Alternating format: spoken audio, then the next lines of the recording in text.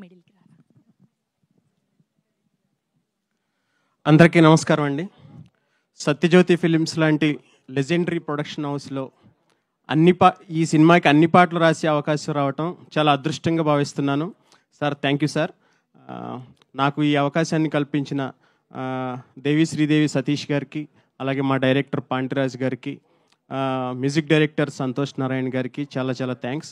అలాగే ఈ సినిమాలో 4 పెద్ద పాటలు ఉంటాయి, ఒక బిట్ సాంగ్ ఉంటుంది. అన్ని పాటలు వేటికవే చాలా డిఫరెంట్గా ఉంటాయి. చాలా మంచి ట్యూన్స్. మీరు ఆల్రెడీ బుజ్జి కన్న పాట విన్నారు, ఆకాశ వీరన్ పాట విన్నారు. ఇంకా మిగతా 2 పాటలు కన్నా అనే ఒక పాట ఎమోషనల్ పాట ఉంటుంది. అలాగే హీరో ఇంట్రడక్షన్ బిట్ సాంగ్ ఉంటుంది. అన్ని పాటలు చాలా బాగా వచ్చాయి. ఈ సినిమాని ఫ్యామిలీ మొత్తం కూర్చుని హ్యాపీగా ఎంజాయ్ చేస్తూ చూడొచ్చు ఈ సినిమా. ఎందుకంటే ఈ మధ్యకాలంలో హోల్సమ్ ఎంటర్టైన్మెంట్ అంటే చాలా భార్యాభర్తల మధ్య బాండింగు, అల్లరి, గొడవలు ఇవన్నీ చాలా ఉంటాయి సినిమాలో. మనం అవన్నీ చాలా ఎంజాయ్ చేస్తాం.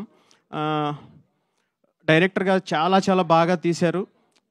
చాలా తక్కువ టైంలో దీంట్లో పాటలు రాయాల్సి వచ్చింది, చాలా బాగా వచ్చాయి. అందరికీ చాలా చాలా థ్యాంక్స్ చెప్తూ విజయ్ సేతుపతి గారిని మక్కల సెలవు అని అంటారు, మనం ఇక్కడ ఏమనొచ్చు, నట ఉప్పెన అనొచ్చేమో.